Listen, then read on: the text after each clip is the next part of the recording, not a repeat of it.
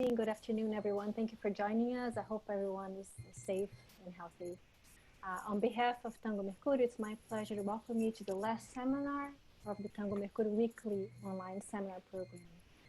If you've been joining us, you see that we meet here online every Sunday evening to talk about a variety of tango-related topics and to learn from one another. This program has been coordinated and funded by Tango Mercurio. It's really offered from the community to the community. And the purpose of that is to help us keep us connected, creating together during this time of physical distancing, and to help to keep the conversations about tango going until we're able to be with one another again. I wanted to take a moment to thank all of you who participated in the program, and for all of you who have joined us every week, and for you keeping us company during all these weeks in April and May. If you don't know us, Tango Mercurio is a not-for-profit arts education organization, and our mission is to promote cultural understanding and cohesion through Argentine tango by promoting opportunities for dance, music, learning, and various community engagements, of course, in ordinary times. Currently, all in-person events are suspended. We are already planning other events. Please visit our webpage and our Facebook to keep posted on what's going on. Now, if you have a moment, it'd be very helpful for us to hear from you as we plan future events. Give us your input, feedback, questions, suggestions, ideas. Our email address is very easy to remember, info@tangomercurio.org. Please let us know any ideas, feedback, suggestions you may have so that we develop programs that are relevant for you. Okay, to close the weekly seminar program, we are all incredibly excited to have Sharna Fabiano join us from her home in California. Today she'll be speaking on her work, the work that she's been developing for the past few years on application of tango principles to other areas of life. Today focusing on how to build more collaboration and creativity into work in professional teams. Sharna is the founder of Tango Mercurio. She has over 2 decades of experience in teaching, organizing, performing, and tango DJing within the international tango community. She's a master's in dance. She's also a certified yoga teacher and a life coach. She brings an incredible wealth of experience, and we are all very, very truly honored to have her closing the program today. Sharna, on behalf of Tango Mercurio, it is my great pleasure to welcome you to the program. I turn the floor to you. Thank you so much. This is so exciting. I actually haven't been with this many people on a Zoom call before, so that's it's really exciting to see you all here, and it's an honor to close out this program. I think it's just such a marvelous invention that the team did. Simone and Ramu, thank you again for the invitation. I want to quickly say that before we dive into this presentation, it's the introduction, as Simone mentioned, to a larger piece of work that I've been doing. And so if you have questions about it, please go ahead and put those in the chat box as we go. And then there'll be a couple of opportunities to stop along the way to answer as many of them as we have time for. And I also would love to hear feedback from you or follow-up questions afterwards, and I'll leave my contact information at the end so that you can do that. So I'm going to go ahead and share my screen and get into the presentation.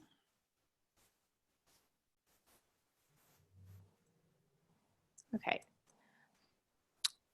So here we are, Tango Principles for the Workplace, as Simone mentioned, and it's even more resonant for me to be talking about this at this time, because when I started this project a couple of years ago, I wasn't predicting we'd all be at home and not dancing, for months on end.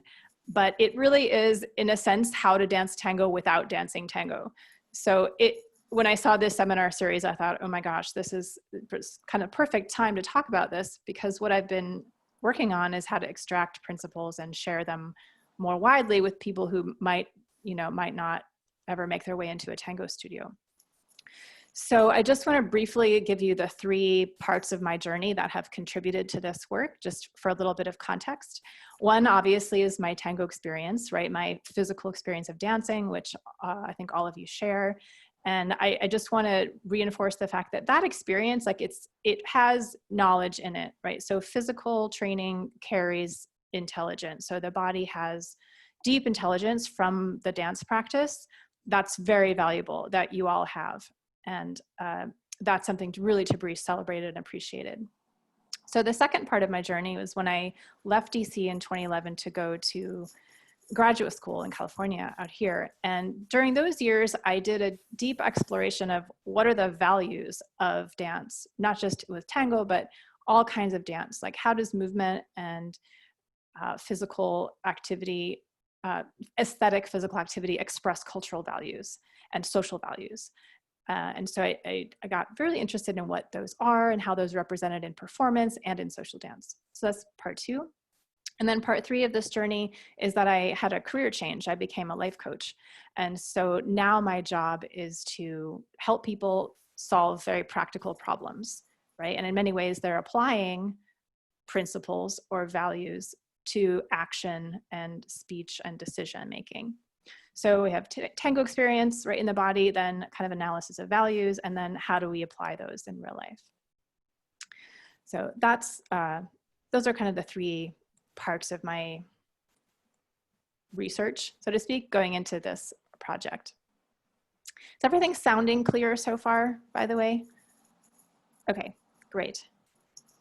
So here we are starting with tango. So this will be a very familiar formula to most of you, I think. Tango as teamwork, right? So our formula is the leader plus the follower equals like the magic tango team, right? And we understand the need for both of these roles and the way they work together to create dance and harmony and connection and all those great things.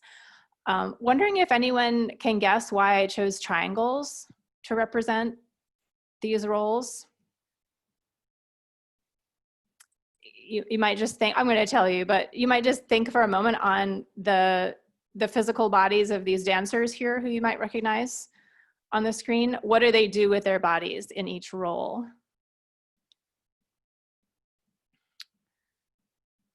So the leader, right, this is again in my mind, the leader uses largely upper body, chest, arms, and torso, right, to give signals. So that's like, for me, the triangle coming down. And if you start to translate this into organizational hierarchy, you think of leadership as something at the top that filters down, right? So what workplaces don't have, of course, is an understanding of followership. So that's the bottom triangle, and that's because the follower in the tango relationship is mostly expressing through the lower body, right? The legs, hips, feet. Follower person travels like around the leader, so there's a lot more physical movement involved. So that's the bottom triangle, right? Which in organizations would be the support, right, of all the employees, the team members that are holding up the vision, or the leader who's embodying the vision, right? And those efforts go upward. So that's my general framework.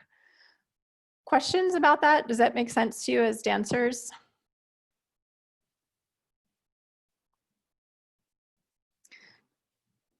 So now I go out into the wider world, right? And we meet the leadership industrial complex, right? And any of you who've had like a regular job or have ventured like off the dance floor into an academic institution know that for 40 years, we've been pummeled with this message of be a leader, right? Like leadership is the answer to everything. Like all members of an organization need to be leaders, and leadership is, you know, the definition of good in many ways, right? And so what's missing, right? Obviously, like where's the followership, right? If everybody's a leader, then who's following? And so this, you know, as tango dancers, this might be an intuitive question for you. This was for me a very obvious question. And so I started referring to this kind of as this false premise. You know, if you go into a lot of team meetings or business environments, or even, you know, educational environments, so like you'll get this sense that like what you want is leadership, and all the things that are good about being an employee or an academic or even a volunteer are lumped under this category that they call leadership, right? Good things are what leaders do. And if you're doing things that they don't like, I don't know, checking out, not listening, you know, not pulling your weight, then you're a follower. You're doing bad things. So this obviously would not work very well in a tango context. So we intuitively kind of know that it's wrong. Like there's good ways to be a leader, and bad ways to be a leader. And likewise, you can be a great follower and not so great follower. So I call this kind of like the false premise of the, work environment. And the false premise, of course, leads to the biggest blind spot ever, which is like if everyone's leading, as I said before, who's following. And mostly businesses try to make their teams from this formula, right? Lead plus lead equals lots of leaders. And that, I think, fundamentally comes from a misunderstanding of what following is and what its function is in a team. So again, here's the kind of flawed model, as I call it, how to build a team. Just using an example of engineers. You have the lead engineer, who's a great blue triangle. Then you have software engineers who are also somehow leading.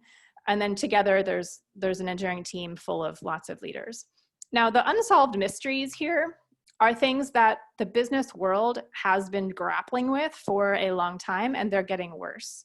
So the unsolved mysteries are employee engagement, employee retention, how to get people to take ownership of their work, how to make individual contributors responsible for sections of a project. So these are endlessly urgent for people who work in teams. And usually the solution to these problems is to send the manager to a leadership training, right? And then to tell the leader to go back and fix whatever problem is happening in the team. And this has been the approach for years, and it still persists, these problems. So my challenge kind of to this environment right now is, what if we look at this a different way? We don't think leadership's the answer to every problem. Might we solve these in a better way? So here's my first suggestion on how to build a better team, right? It looks very much like the Tango model, right? You have the lead engineer. Now the software engineers, instead of being leaders themselves, right, they're followers. So we have to then define, okay, then what is following? If we're going to reclaim that word, we got to make it cool again somehow, fill in all these missing pieces of what that could be. Like, following is taking responsibility for your work. Following is asking those important questions. Following is supporting each other and helping each other. So then we'd have this more integrated team over here with a leader and followers together, which seems more balanced, from a Tango point of view. But I think there's actually more we can do. I think we can do even better than this and build a really amazing team if we acknowledge that it's actually great if everyone knows how to lead, right? Because that's what we've been trained in. We, like the citizenry of America for the last few decades, we all want leadership qualities, which is great. But if that's going to be true, then we need to balance that with followership skills as well. So in this model, this is my idea of the amazing team model. You still have everyone trained in leadership, but you also train everybody in followership, so that we can all kind of start to do both of these roles whenever they're needed, right? In other words, even the CEO sometimes needs to listen to her people, right? So she needs to be a follower at some point, right, of her day, maybe 5 minutes out of the day. And likewise, like even the entry level data processor, like that person needs to show not only followership, but great leadership in other ways, right? Say by just proposing a change to the spreadsheet, right? That she's noticing, like that could be an expression of leadership. So this is my idea of like a fully dynamic, versatile team, having everyone do both roles, which, as those of you who know me, this sort of follows my logic from the Tango world, where when everyone has more information, then they can be more empathetic, more supportive, and have more access to dancing and connecting in the community. Okay. So how are we doing so far?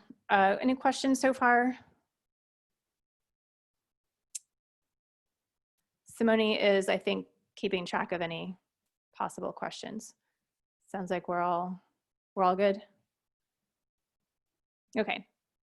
So here's another dancer you might recognize from the archives. When I started asking myself, okay, how do I start sharing about how leading and following works? without teaching people to dance. I went back to my tango roots and I asked myself, okay, well, how would I describe what tango dancers do to people who aren't in the classroom? And here's what I came up with: how to dance without dancing. These three phases are, for me, both what happens in real time, like in a tango or in a tanda. You connect with your partner, you collaborate moving around the floor together, and you create something beautiful. And they also represent the learning path, right, over years, right? We know that we keep cycling back to connect, you know, and kind of reinforce our connection skills over time. And we keep building our vocabulary and our sense of music and our understanding of posture. Those are all like collaboration, kind of getting the work of the dance done.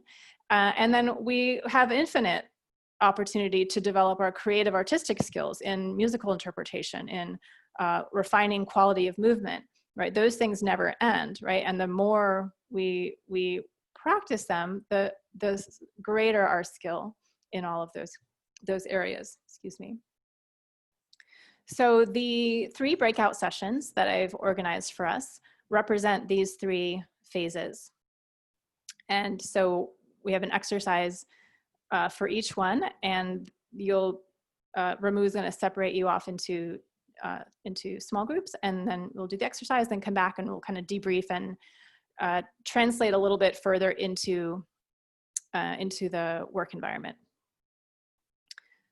So here's the first phase, connect, right? And I think, again, you all probably know what that means, but just as an example, right? One of the things that a leader on the dance floor might do to connect is to be signaling really clearly, right? Like if I give a clear signal, that's going to allow my partner to connect with me better. And on the following side, one thing I need to do is really listen. I have to open my whole body to listen for those nonverbal cues and information that's coming toward me, right? So my ability to receive that information. Likewise, right, in a work environment, if I'm the manager or the director, I need to communicate my objectives or the target for the project really clearly so that everyone knows how they can support it. And on the follower side here, you're listening now, not so much for nonverbal cues, although that might be part of it, but for verbal cues, right? You want to listen and understand what all the words mean that your manager is saying so that you can immediately act on them. And in these slides, by the way, I put a box around the followership skills because those are the ones that are usually overlooked and missing. And so those are the ones I have focused on in this curriculum project to highlight because I think they're going to make the biggest difference. So here's our first exercise. You will, again, be split up into small groups, and your mission is to discover one thing that everyone in your group has in common. And you'll do this by sharing your hobbies, favorite places, favorite music. You can ask each other questions. You can't use physical characteristics. So, you know, like we all have 2 eyes, that doesn't count. And being a tango dancer doesn't count. So nothing super obvious like that. So you'll have to do a little digging and just get to know your group members a little bit. You've got to do it fast because you only got 3 minutes. Okay, and then we'll come back and debrief a little bit. So questions about exercise number 1?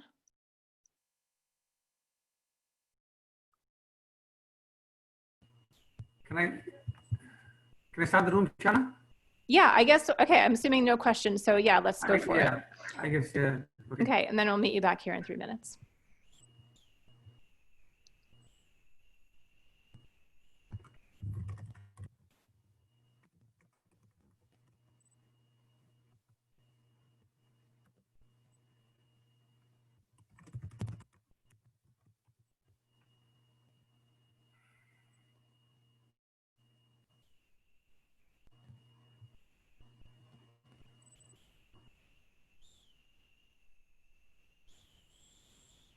Can you hear me, Sharna?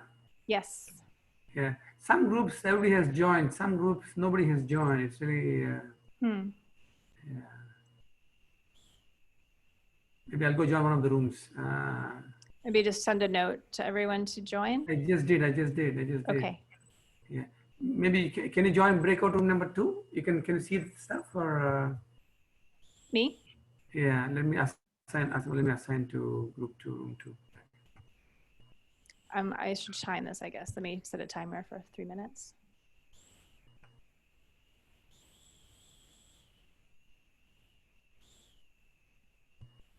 Uh, 29 will stop. Yeah. 29. Yeah, I just set a timer.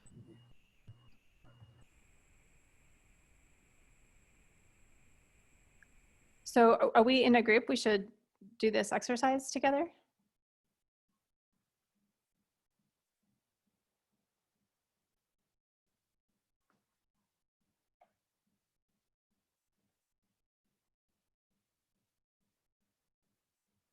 Hey, everyone. Do you want to unmute if you're in this group with me?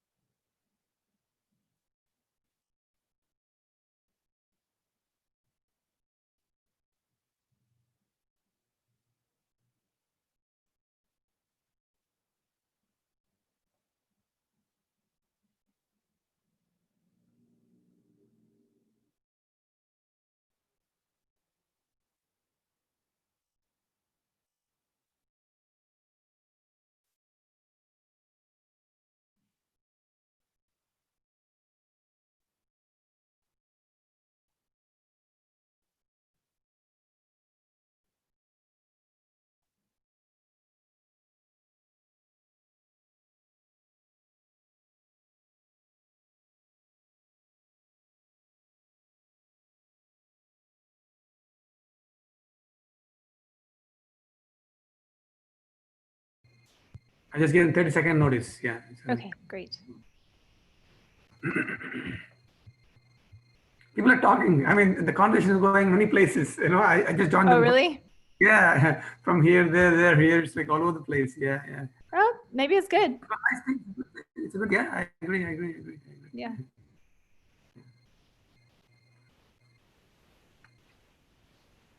Okay. I'm just going to ask them briefly, like for comments, and then we'll move Sure, on. of course. Yeah. So about maybe 4 or 5 people didn't join. So Oh. yeah, it's okay.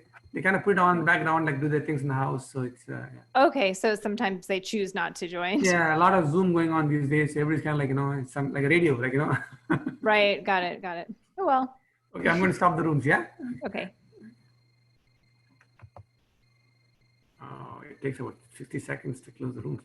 I see, I didn't know that. Okay.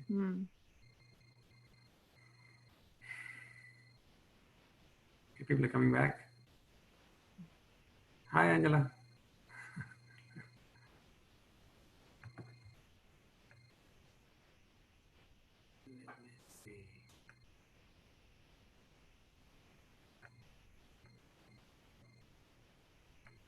One room is really having very heated discussions. Looks like they're still there, all of them. All 4 of them.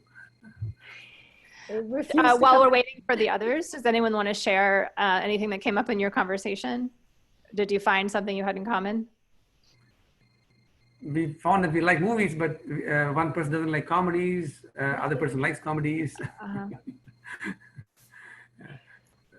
Things like that, but yeah. Any other comments on the exercise itself? How was your experience of the exercise? Like I was just telling you, like it started off with one thing, and then we just kind of like went many places. I mean, completely unexpected, I would say. Like, I thought we like very strict. I like this, I don't like this, but we start talking about things. Corey, you wanted to say something, no? Well, that was the first time I've been in a breakout session where everything actually worked. So excellent. Yeah, we discovered that we had all at some point in our lives made the kind of cross-country trip in a car. So this was sort of a nice nostalgic thing to remember. Which country, Corey? In the U.S. Yeah. Nice. We were very focused on achieving our goal on time. So we were efficient. Great. Anyone else observations of this exercise? Well, we did have someone who was reading the time left. I noticed that, having attended many meetings. So, and also, I think, were you writing things down, Marnie? But it went well. We you're muted, Marnie. So yeah, we were, well, we talked about some general commonalities, how we all love traveling. And I think it was all about exploring, because we talked about traveling to new places, eating new cuisines, and watching foreign movies. So I think we all have a commonality in appreciating different cultures and learning about different people. Then when Ramu joined us, we talked about Indian movies. Yeah. Beautiful. So I just want to point out also like how you're feeling right now, and remembering that this was the connection exercise. And so there's lots of ways, of course, to establish connection, but one way is sharing information, right? So sharing personal experience. Sharna, can I add one thing? Just one thing. Yeah, go for it. So we'll have 2 more breakout sessions, and you'll be part of the same groups. The same groups will recommend. Okay. Yeah. I'm done. So I'm going to share my screen again, because now I have a little bit of more tie back into the workplace, and then we'll go to the next exercise.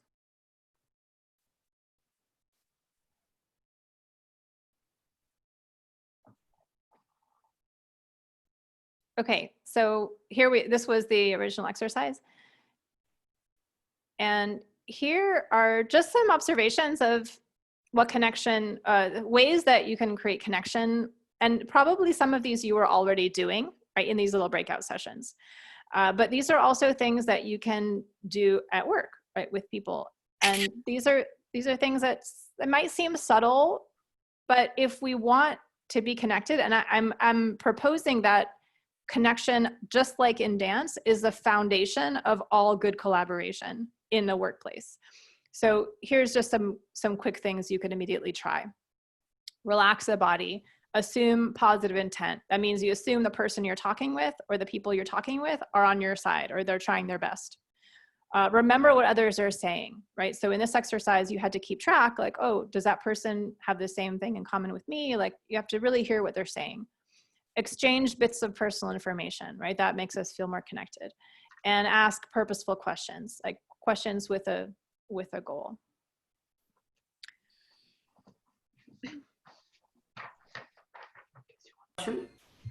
Sorry, was that someone? Simone had a question. Simone? What do you mean by purposeful questions?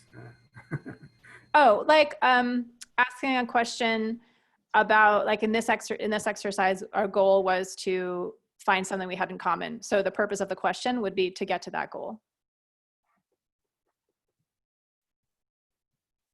Does that make sense? Rather than, for example, well, I don't know what you mean about traveling cross country. Like, what do you really mean by that? You know, that's a question that's not really bringing us towards the goals so much. It's more like challenging someone's perception. So here's the next phase. Like the next phase is collaboration. And again, I'm just, I know this is kind of a quick summary, but my proposal is that connection, right, or acts of connection is like the first layer. So we need to do that with people we work with if we want to collaborate successfully with them, right? And you can think about this this is sometimes called rapport or being on the same page. You know, if you don't click with someone, it's hard to do work with them, right? So that's why connection is a first layer, just like it is in dance. So here's the second layer. Collaboration. So if you're the leader on the dance floor, collaboration means that you're navigating the floor safely, that you are familiar with how the steps fit together, you can put things in an order that is comfortable, you're familiar with how the rhythms blend together. So all the sort of nuts and bolts of tango you have and can convey. Similarly, if you're a follower on the dance floor, this phase means you can execute those steps in a balanced way. You're poised, you're ready to move in any direction. You're familiar with the music so that you can flow, in time with your partner. So again, those sort of mechanics, the techniques are there. In a work environment, this might look like establishing a good project plan, right? Like, I know what all the components are, I put them together in this order, and then we as a team can go and execute them. And then the follower side, of course, is filling out what all those details are, right? Meeting the deadlines, completing the tasks, getting this data to that person at the right time so that they can then do the next part. So it's creating within that structure, right? In the same way that the follower dancer creates within the structure that the leader establishes. So here's exercise number 2, it's our collaboration exercise.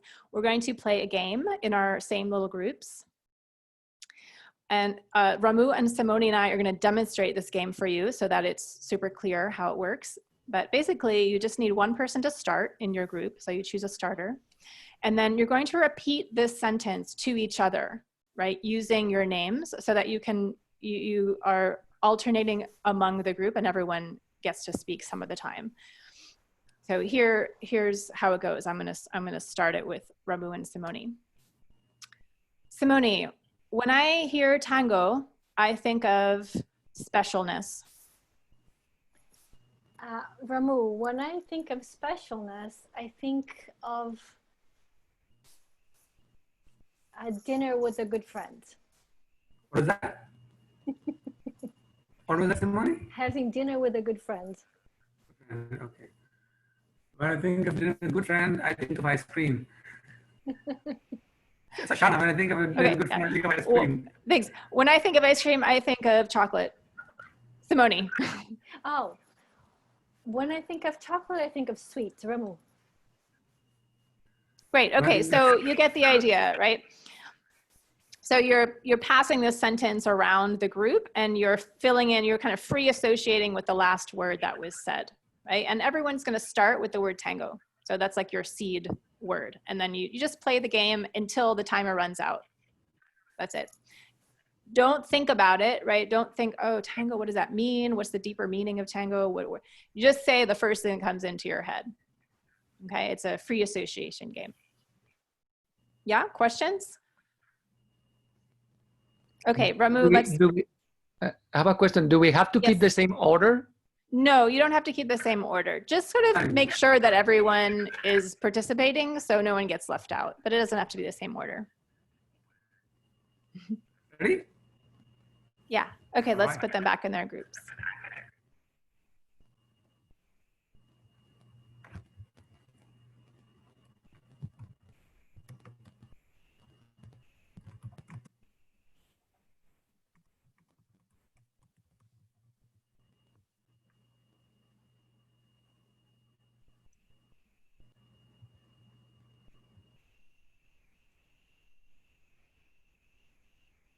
Okay, only 2 people didn't join. Everybody else is joining. That's good.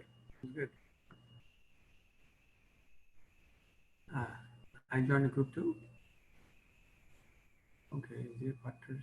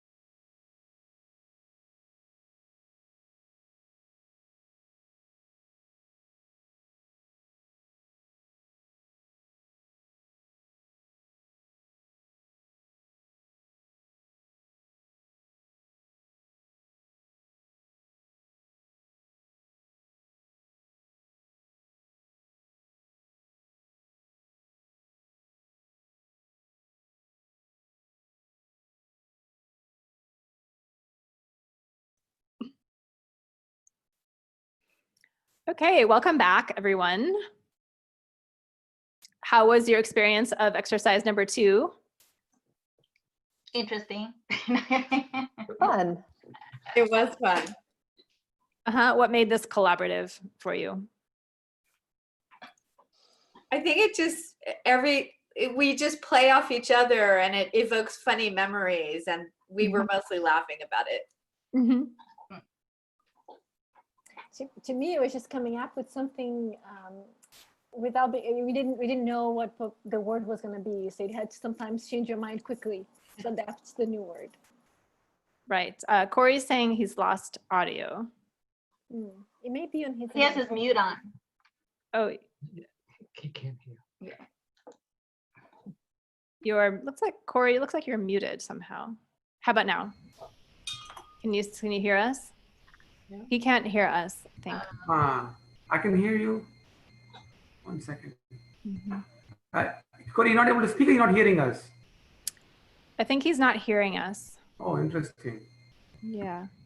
Hmm. Can you check your, let me see. Let me message him. Yeah. Oh, so, okay, Ramu is gonna Sure. address Keep that. going. So, yeah, so one aspect of this exercise, which I love and which reminds me so much of collaborating in the workplace, is that everybody's included, right? So it's sort of built into the rules that you keep saying someone's name and everyone's contributing, right, to the task, so to speak. And hopefully what you felt by the end of this 2 minutes is that you'd done something together, right? You like produced a bunch of words, right? And it was fun because, you know, the game is fun. So I'm going to, again, switch back to my screen and go through a couple of practical collaboration tips that you could immediately take into the workplace. One moment.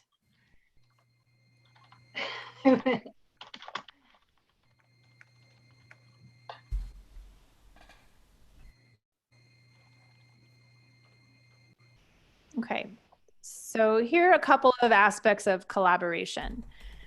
And these are referring now explicitly to the workplace, but they're inspired by Tango. So it's, again, coming from that phase of the relationship where you're working together, you are sort of combining your expertise in your respective role or your respective area. So number one, support and help others. So it sounds simple, but, you know, as a dancer, like fundamentally what you're doing is you're supporting your partner and they're supporting you, and that's why you work so well together. So we can do the same thing in a work environment. Number two, replace perfectionism with personal excellence. This is like a huge one. I mean, for me, it was huge in Tango, but it's also true in my work. Like you know, focusing on trying to do things perfect will just sabotage you, you know, every time. Gets in the way of collaborating. So personal excellence, on the other hand, is just what's the best I can do in this moment, given my expertise and given the resources that I have. And that tends to open the door for more productivity. Number three, accept the unknown. These last three actually are very much, you know, if you look at this from the perspective of the Tango follower, you'll I think really grasp how they can, you know, benefit you in a work environment. Accept the unknown. So if you're in a position of, you know, a member of a team or someone who's not responsible for making like the big picture calls, you're not going to know what's coming. And that's just, you know, it's just a necessary part of how organizations are structured. You can't always know.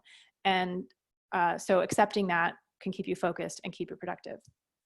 Similarly, trusting the process, like knowing that, you know, one thing leads to another. There's a reason you're in your one sphere of influence, right? And that someone else is in their sphere of influence. So trusting that your part is going to contribute and result in a positive outcome. And then finally, focus on one step at a time, right? So as a Tango dancer, it's literally one step at a time.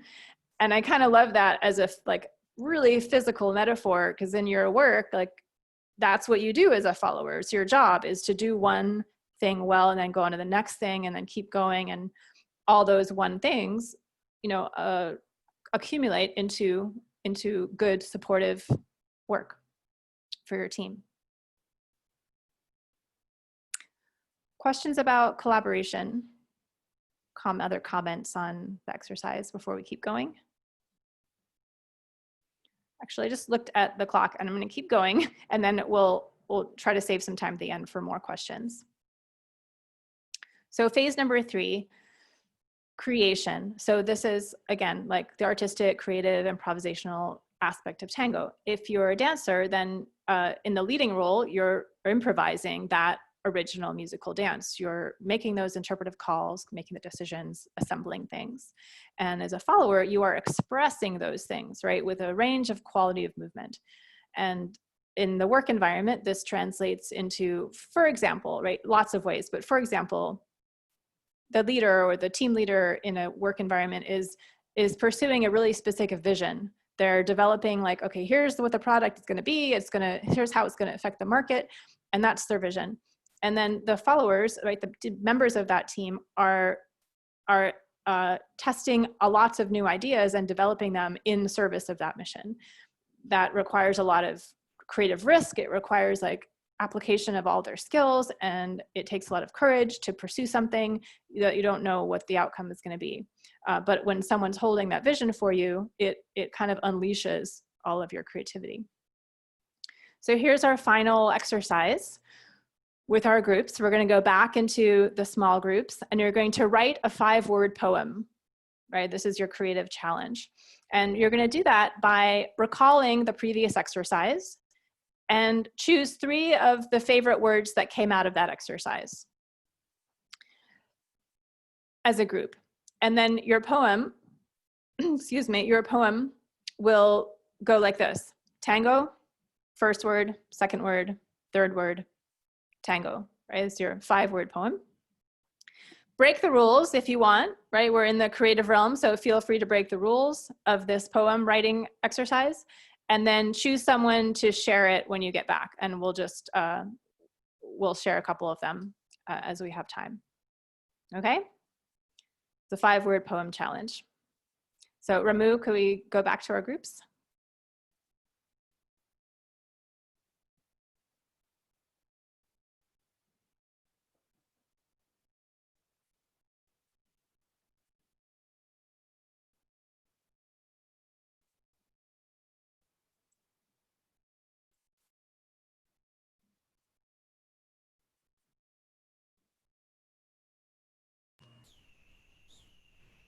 I think it's going okay so far, no, Sharna? Sorry, what did you say? Sorry. I think it's going okay so far, no? Yeah, I think so. I just realized that we're sort of running short on time, so Yeah, it started late. Yeah. But I think it's okay if we go maybe 5 minutes over. Yeah, it's fine, no problem. Yeah. Okay, so yeah, just like this is the last, we'll just wrap this up and then I have one more slide and that's it. Yeah, but people seem to be having fun with it. Yeah, I think maybe the smaller also helps a little bit. It's a little more personal, like, you can't. Yeah. And almost everybody knows everybody, like in this whole group, yeah. It seemed like it. I think most we have. Sorry, go ahead. Oh, it seemed like people know each other. I don't know all of them, but it seemed like they were comfortable. Yeah. I think we had the largest turn for Michael Lavoca, 130 people, 130 people. But, yeah, that's a lot. Yes, a lot. Yeah. Did you get Corey's audio back? It was his headphones. Oh, okay. Yeah, I think if you can't hear, there's nothing we can do. If you can't hear, there's nothing we can do. But if you can, yeah, that's sort of on the user end. I think he changed his headphones or something like that. Mm-hmm.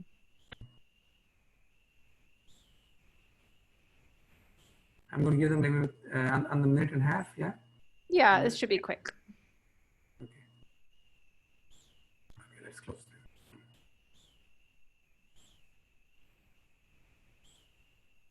Get some water.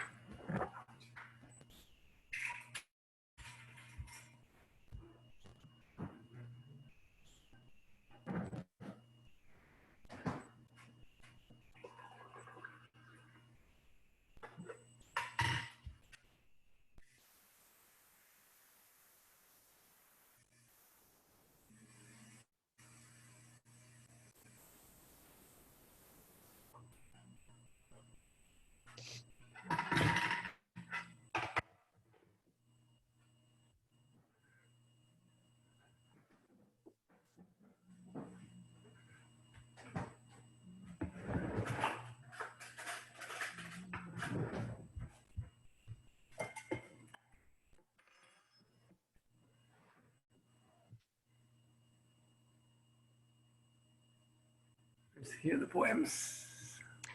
That's right. Let's hear the poems. We have a masterpiece. So let's just hear some of these. I was going to have you put them in the chat box, but there's not very many of us. So let's just hear some of them out loud. Who wants to go first? Can I go? We broke all the rules. Awesome. Go for it. Our poem was, if I remember correctly, sand beaches by the mountain is pure beauty and no sweat. Beautiful. All right. Love Nice. it. Love it. Who's next? Our poem was Tango, Magic Roots, Awesome Team, Tango. That says it all. It totally says it all. Love it. Go, Marnie. Okay, ours is tango, escargot, garlic, blue cheese, no tango. Fantastic.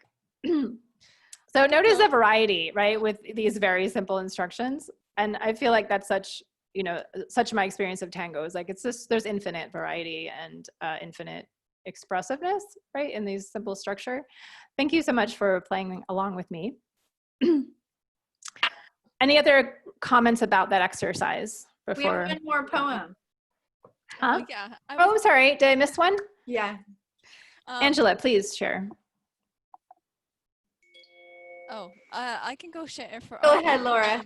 Or Laura. We had we kind of broke the rule because we had one extra. Anyways, here it is: tango, spaciousness, magic, rocky beach, freedom. Nice. Love it. Thank you.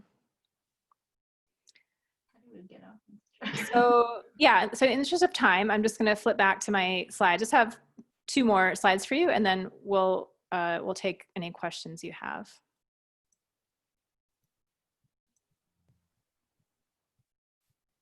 Okay, so here's some tips for bringing creativity into your workplace. Again, I think, you know, what you just did maybe embodied some of this, but you know, you tell me. So number 1, choose to be brave. So when you get to the point in a relationship at work or on the dance floor, when you feel connected, you kind of have all the nuts and bolts in place, there's this leap that you have to take, right? Okay, now we're going to do something original with all that we've learned. So that's where the bravery comes in. You have to get to that point with your person, you know, either at work or on the dance floor. And it's a choice, I think. It's a choice to step into bravery. Number 2, notice what you love. So what you're attracted to, what words you like, what kind of dance moves you're into, you know, what kind of work attracts you, like that is all going to bring out your creativity. Just notice what interests you and what you love. Number 3, offer your own solutions. So these could be tiny things. It could be like, I'm going to reformat that spreadsheet, you know, or you know what, I know a way to get microloans to this community in rural Sahara. You know, offer your own ideas for the things that you're responding to on a day-to-day basis. Number 4, step out of your comfort zone, right? Kind of similar to be brave. Like we all have things that we're experts at work, and we tend to stay there.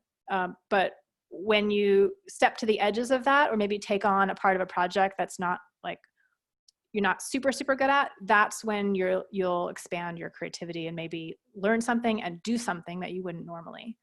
And then finally, assign meaning to your work. And this is a little bit what we did with the poem. You know, we made something meaningful out of our raw materials.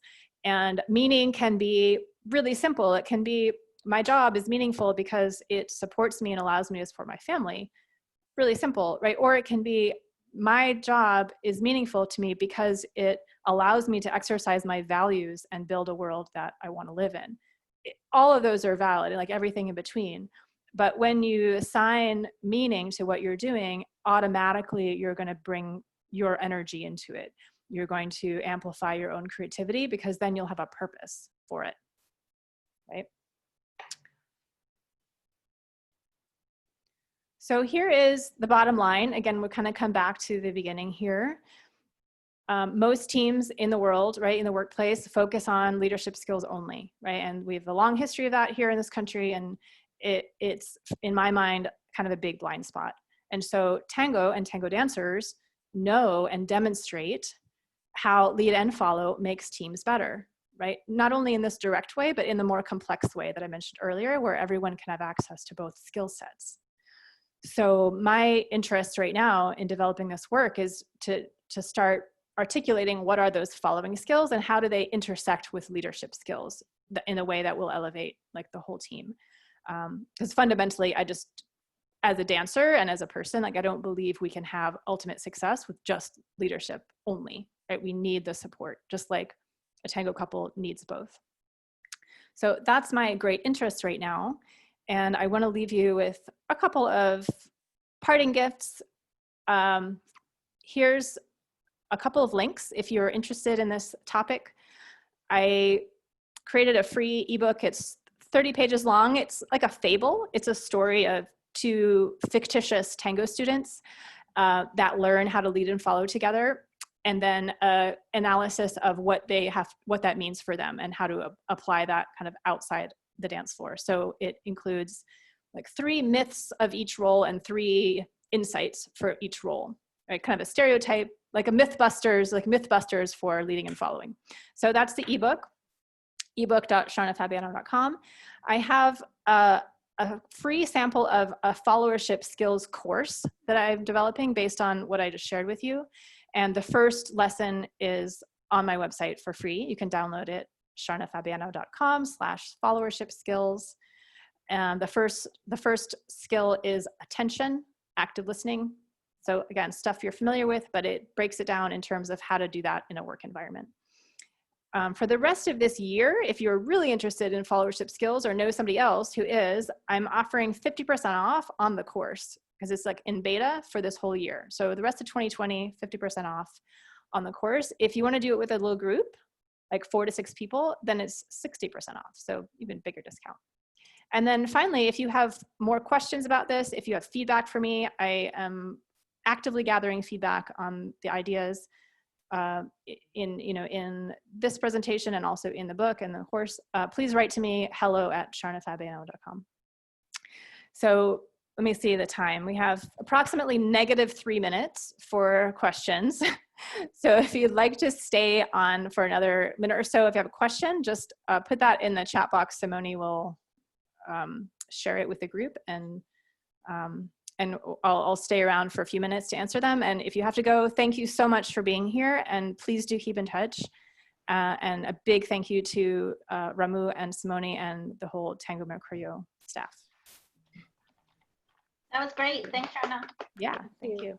Thank you. So I'm going to stop this share now. There we go. So if you have questions, feel free to put in the chat, and Sharna can answer. Someone, can I ask a question? Yeah. Maybe. Sharna, could you give us maybe, from your experience, any example in real world where the idea of emphasizing followership was applied and maybe had some results? Or yeah, gosh, I have lots of those examples. Let me think of what makes sense. So I am working with I have a test group right now. I'm working with in Atlanta, and they, one of the women in that group, she sort of coordinates Why are you hiding? Work for several different nonprofits. And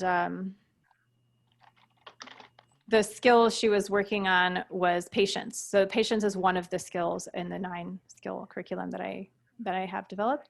And the people she was working with were super snippy and defensive one day. She was like, here's what I'm gonna do. And they were like, well, I don't know if that's gonna work. And are you sure you've thought it through? And they were just being very aggressive with their opposition. And she said to me, if I hadn't read this, this lesson on patience and the value of that, right, as a follower, right, she was being a follower at that moment, like kind of responding to their questions, I might have just, said, what, I don't want to, deal with this, like, forget it, But she said, I waited, I did not react.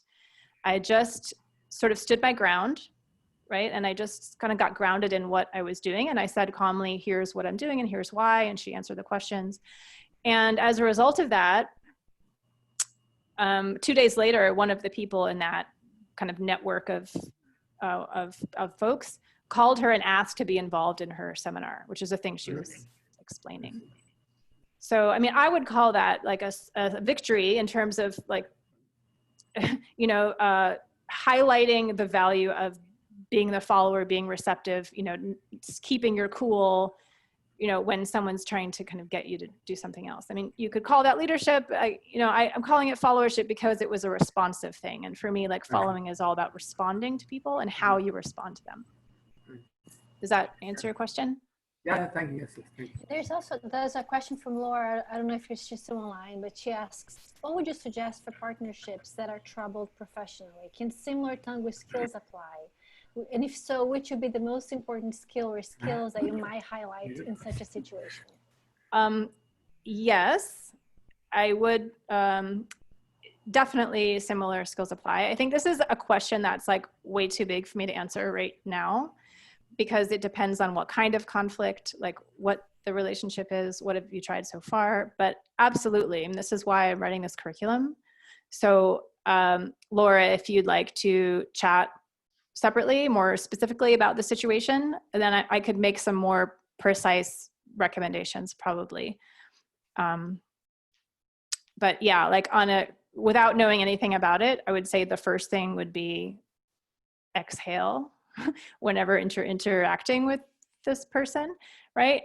And down regulate your own nervous system, right? Because whenever there's conflict or a troubled relationship, the first thing that aggravates it is that when we feel stressed, right? Because the brain gets flooded with cortisol and we can't think clearly. So whenever there's any sort of trouble, is like exhaling, changing your own internal dialogue so that you can calm down and then you can make different decisions. That's a very general response, but again, happy to get more specific if you want to talk later.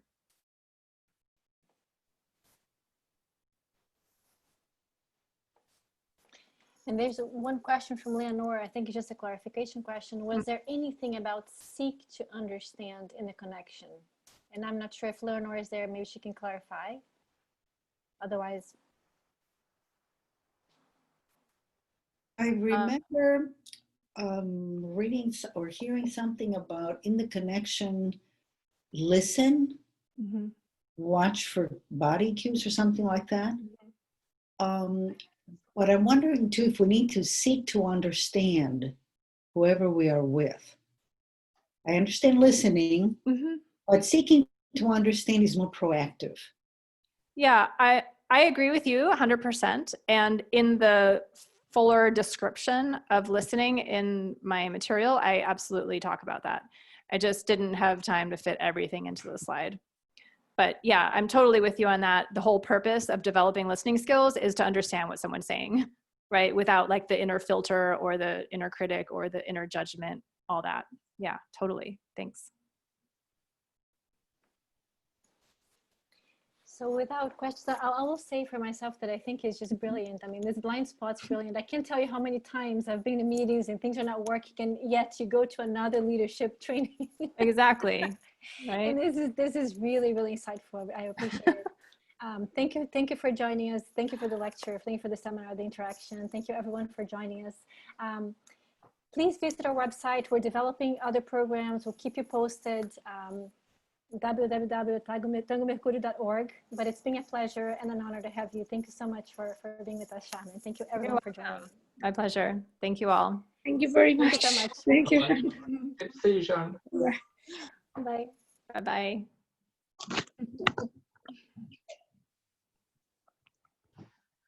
All right, shall we take off? Ramu, can you put music? Exit music. Yeah, exactly. Hi, Mariela. Hi, happy to see.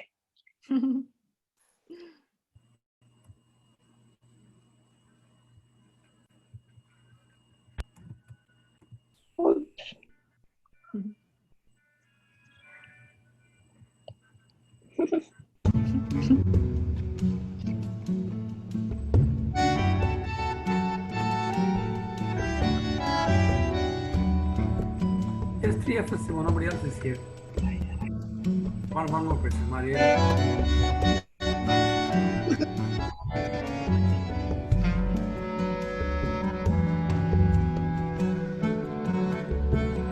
Sharna, can I say something? Thank you very much. Yes, sorry, go ahead. Do you want to do a little follow-up together? Sure. No. I'll just joke more than anything else. That woman Laura asked a question about Sorry, I Tango. can't hear you with the music. Okay, let me stop the music. I think nobody else is here. At least in Tango, you can choose not to dance with the person. Yes. But it works. You got to work with them, Yeah, I agree. For that reason, I think this is even more important. Yeah. Right? Yeah. I mean, ultimately, right? You could leave your job. That's true, of course. Yes, yeah. But it's much Ultimately. more involved than say not dancing with somebody else. Of course. Much more. Totally. You have someone else here? Yeah, I think she was either late or too early. I'm not sure. I am muted. Let me see if I can unmute you. Can you unmute yourself? I can hear you. I am late. I had company in my swimming pool. I see. Nice. Okay, I think we can call it a day. You're wrapping up now. Yes, yeah, we just finished. Thank you for coming, though, Eileen. I seem to be always busy on a Sunday. The pool is just too inviting. All right, maybe we'll see you again next week. Sure. What will be the program next week? We don't know yet. We may not do it every week, but we'll send an email out and post on our web page and Facebook page. Yeah. All right, I will keep track. Thank you. Thanks. All right, bye. Bye. Should I stop the meeting, Simone, Sharna? Yeah. Sure. Yeah. Sharna, thank you very much. You're welcome. Thank you both. Bye. Bye-bye.